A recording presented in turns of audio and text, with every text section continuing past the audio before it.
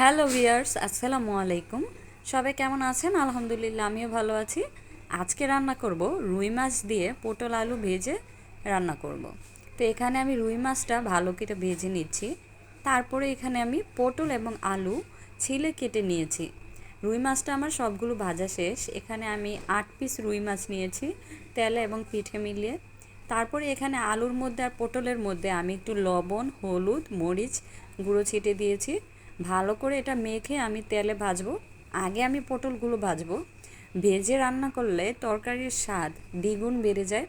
আমি পটল ভাজবো, তারপরে সবগুলো আলু ভাজবো। তো এখানে পটলগুলো আমি দুইবারে ভেজে নেব। আমার পটল ভাজা শেষ, এখন আমি আলুগুলো ভেজে নেব। আলুগুলো ভালো করে ভেজে তারপরে নামিয়ে ফেলেছি। এই যে আমার পটল ভাজা শেষ, আলু ভাজা শেষ। এখানে আমি কড়াইতে একটু তেল দিয়ে পেঁয়াজ দিয়ে দিয়েছি, স্বাদ মতো লবণটা আমি আগেই দিই যাতে পেঁয়াজটা সেদ্ধ হয়ে যায় এবং ভাজা হয়ে যায়। তারপরে এখানে আমি দিয়ে দিব আদা রসুন বাটা। আদা রসুন বাটাটা আমি আমার তরকারির পরিমাণ অনুযায়ী দিয়েছি।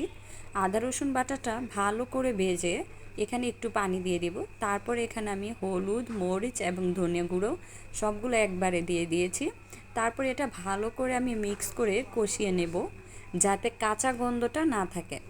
তরকারি একটা বিষয় হচ্ছে যে যত বেশি মশলাটা কষানো হবে তত বেশি মজা হবে, কাঁচা গন্ধটা আর আসবে না।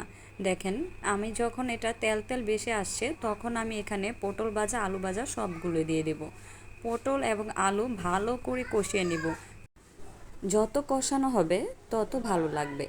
কষাতে কষাতে যখন দেখবেন তরকারির মধ্যে তেল বেশি আসছে, তখন তরকারির মধ্যে ঝোল দিয়ে দিবেন, তাহলে খুব মজা হয়। আমি সবসময় এই কাজটাই করি। তারপরে এখানে আমি পরিমাণ মতো ঝোল দিয়ে দিলাম।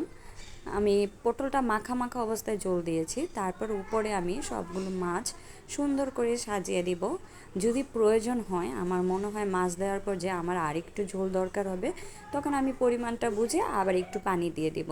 আপনার তরকারি অনুযায়ী সবসময় ঝোল দিবেন। বেশি ঝোল হলে আবার ভালো লাগবে না। তরকারিটা যখন শুকিয়ে মাখা মাখা হবে তখন অনেক মজা লাগবে। তাই আমার পরিমাণ মতো ঝোল দিয়ে আমি রান্না করেছি। তৈরি হয়ে গেল আমার রুই মাছের তরকারি। আমার ভিডিওটি কেমন লেগেছে অবশ্যই জানাবেন, লাইক কমেন্ট শেয়ার করবেন।